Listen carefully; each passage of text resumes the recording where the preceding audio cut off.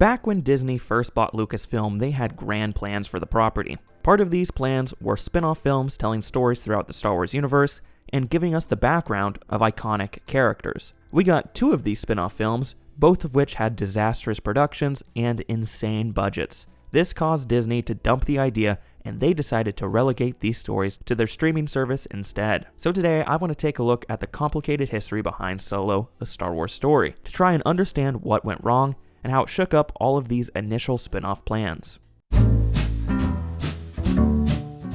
The idea of telling Han Solo's backstory actually first arose way back in 2009, before Disney buying Lucasfilm was even in the equation. George Lucas wanted to chronicle Solo's life in his failed attempt at making a Star Wars TV show, titled Star Wars Underworld. This show would have been set between the prequel and original trilogies, and would have had a darker and grittier tone more in line with film noir.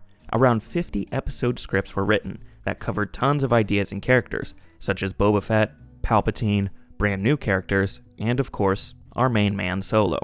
The show would showcase stories such as how Han met Chewie and how Lando lost the Millennium Falcon.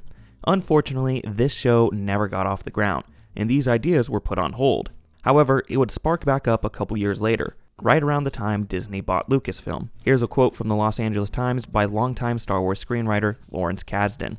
In October of 2012, I got a call from Lucasfilm president Kathy Kennedy, and she said, "We're going to do some more movies. Can you come up and talk to George Lucas and I?" I went up, and George had sort of roughed out many movies.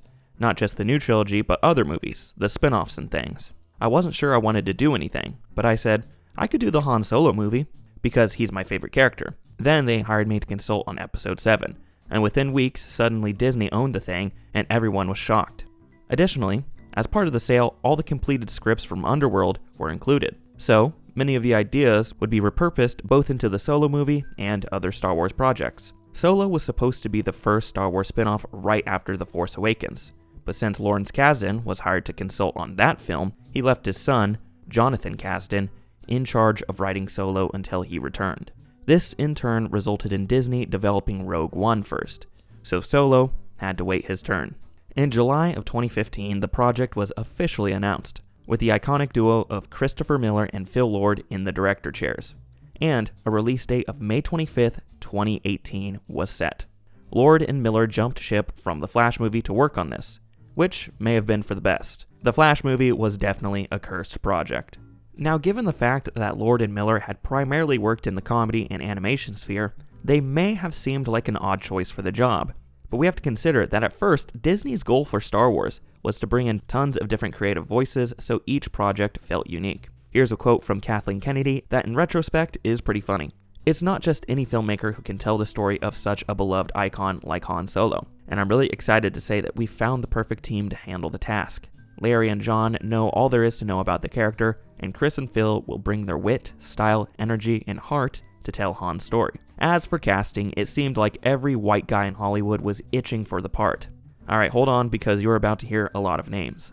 The actors that auditioned or were considered included Emery Cohen, Scott Eastwood, Ansel Elgort, Dave Franco, Blake Jenner, Logan Lerman, Miles Teller, Charlie Cox, Tom Felton, Colton Haynes, Anthony Ingruber, Rami Malek, Jack O'Connell, Glenn Powell, Chandler Riggs, Nick Robinson, Aaron Taylor Johnson, and Ed Westwick. The top 3 contenders at the time were Taron Egerton, Jack Rayner, and of course, Alden Ehrenreich, who would end up securing the role. By the end of production, Christopher Miller stated that they saw over 3,000 actors for the part. It's also worth noting that as part of his contract deal, Ehrenreich could appear as Solo in 2 additional films, whether they be direct sequels or anthology movies that just featured him in a supporting role, but nothing was officially set in stone at the time. As for the role of Lando, some actors that auditioned included O'Shea Jackson Jr., Shameik Moore, Yahya Abdul-Mateen II, and Adonde Thorne. That's right, YouTube star Swoozie auditioned for a Star Wars role. However, the part ended up going with Donald Glover, who was honestly the perfect choice. He is so entertaining in this role. Other big names were attached to the project, such as Michael K. Williams, Emilia Clarke, and Woody Harrelson. Apparently, Christian Bale was in talks for a role in the film for some time, but it ended up not working out, which is unfortunate. So the cast was set, and the script was completed, and the film was ready to start shooting in early 2017. Everyone was excited and everything was looking up for this project. I'm sure nothing bad would happen once cameras started rolling. Principal photography kicked off on February 20th of 2017, shooting at Pinewood Studios in London. From the very beginning, there were problems between the directing duo and the creatives at Lucasfilm. These problems all stem from different viewpoints on what the movie was supposed to be. Kathleen Kennedy hired the duo to add a comedic touch to the movie, while Lord and Miller were under the impression they were hired to make a full-blown comedy. And this of course influenced the shooting style, as they rely heavily on improvisation on set. This style had worked for the types of films that they were used to, but with a huge blockbuster like this one, where you have hundreds of crew members waiting for direction, it can cause problems for the whole production. And this allegedly led to many production department heads complaining. Not only did this anger some department heads in the studio, but it also didn't sit well with screenwriter Lawrence Kasdan, who wanted the actors to deliver all the lines as they were written. So, in an effort to appease Kasdan in the studio, Lord and Miller began shooting takes with all the dialogue word for word, but also additional takes with more improv. In addition to the reliance on improv, Lucasfilm was also upset with the limited number of shots that they were getting, which they worried would impact the editing process. Lord and Miller were also frustrated with this whole situation, as they felt they were given no creative freedom and had to operate under extreme scheduling constraints from day one. The problems only got worse when production moved to Italy and the Canary Islands for some on-location shooting in May. The original editor for the film, Oscar winner Chris Dickens, was replaced with two-time Oscar winner Pietro Scalia. Additionally, at the time it was reported that an acting coach was brought on for Alden Ehrenreich, as Lucasfilm wasn't fully satisfied with the performance that Lord and Miller were getting out of him. However, Ehrenreich has since come out and said that these rumors were blown out of proportion, and that the coach was brought on as a resource for the entire cast. Around this time is when Kennedy allegedly tried to pull a move on this movie that she had done with Rogue One. You see, during the production of Rogue One, veteran screenwriter Tony Gilroy was brought on to help with some reshoots, basically taking over the director role from Gareth Edwards. Now, this was a pretty painless transition of power, since at the time Edwards was more of a novice when it came to these big studio movies. However, Lord and Miller were more established and pushed back when Kennedy tried to have Kasdan fill the role that Gilroy had done with Rogue One. Lawrence Kasdan was brought on as a shadow director, which Lord and Miller were not prepared for. And this is when the creative differences boiled over. On June 20th of 2017, Lucasfilm officially announced that Lord and Miller had left the project, with the several weeks of shooting that were planned being put on hold. Here's a statement from Kathleen Kennedy. Phil Lord and Christopher Miller are talented filmmakers who have assembled an incredible cast and crew, but it's become clear we had different creative visions on this film, and we've decided to part ways. A new director will be announced soon. Lord and Miller said something similar in their statement. Unfortunately, our vision and process weren't aligned with our partners on this project. We normally aren't fans of the phrase creative differences, but for once this cliche is true. We are really proud of the amazing and world-class work of our cast and crew. So the film desperately needed a new director to come in and finish the project. Joe Johnston and Lawrence Kasdan himself were considered, but the job ended up going to Ron Howard. From all the sources I found, this seemed to be a pretty amicable split. And although many people were sad about it, it was the right decision. There weren't any bad feelings, as Phil Lord and Chris Miller have an executive producer credit on the film and provided feedback to Howard after seeing an early cut of the film. Reportedly, by the time Lord and Miller left, the project was 3/4 of the way through principal photography. Howard was brought in with 3.5 more weeks to go and an extra 4 months of reshoots. However, a side effect of these director changes and reshoots was that Michael K. Williams was unavailable for his role and had to be replaced with Paul Bettany. In the end, Ron Howard shot around 70% of the final film, which meant he has the sole directing credit for the picture. Filming wrapped up on October 17th of 2017, and the movie was given the official title, Solo: A Star Wars Story. And despite all the production troubles, the film somehow managed to maintain its original release date of May 25th of 2018. Speaking of which, let's talk about the reception and the aftermath of this movie.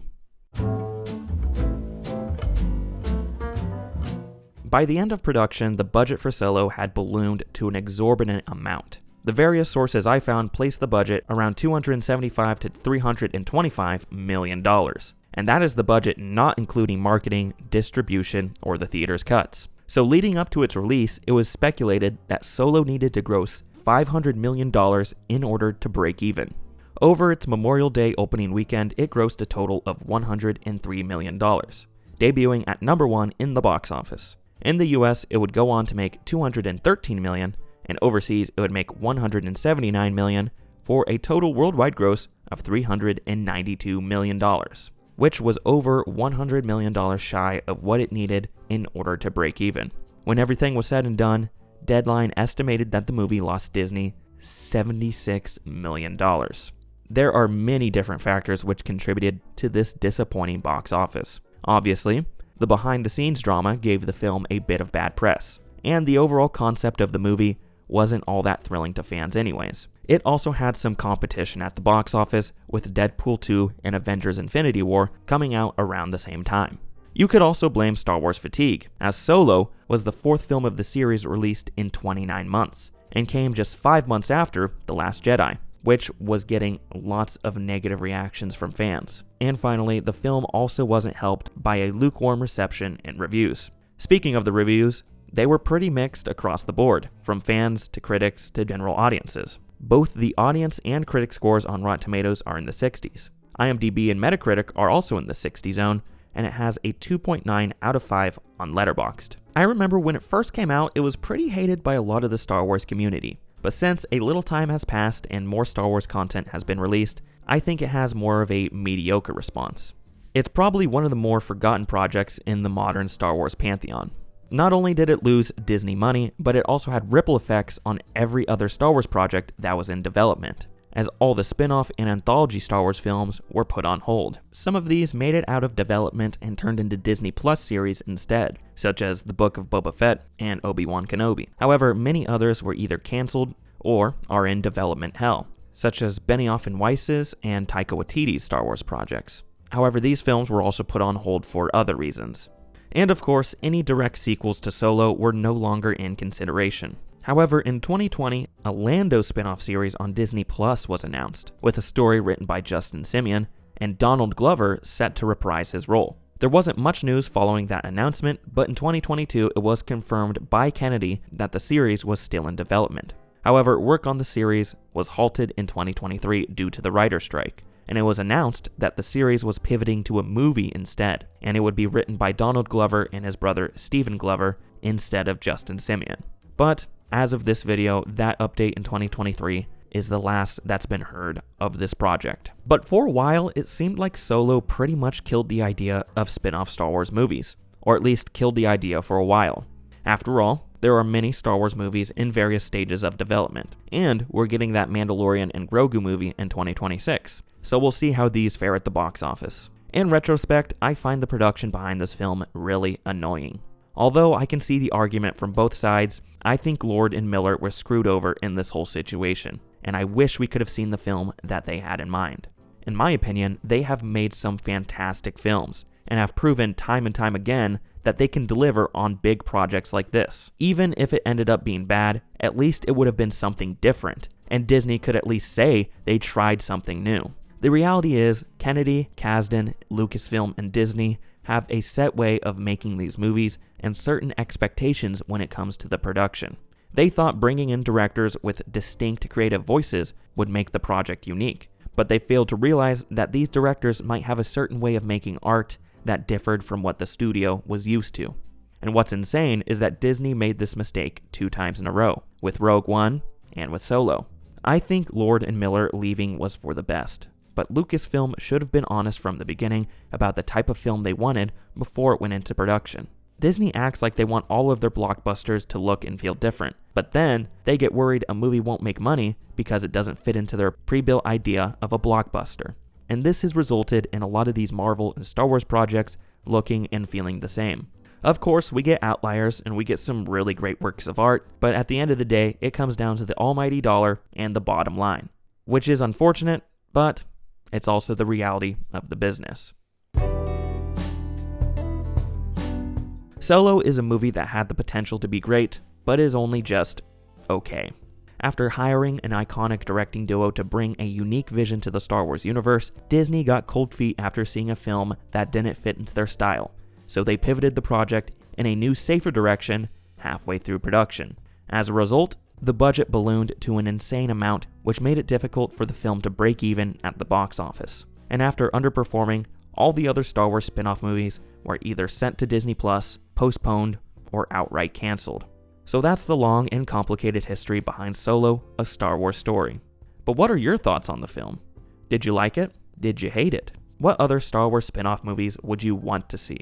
I'd love to hear your thoughts in the comments below. This has been Tom from Isenhart Productions, and thank you so much for watching. I'll see you next week.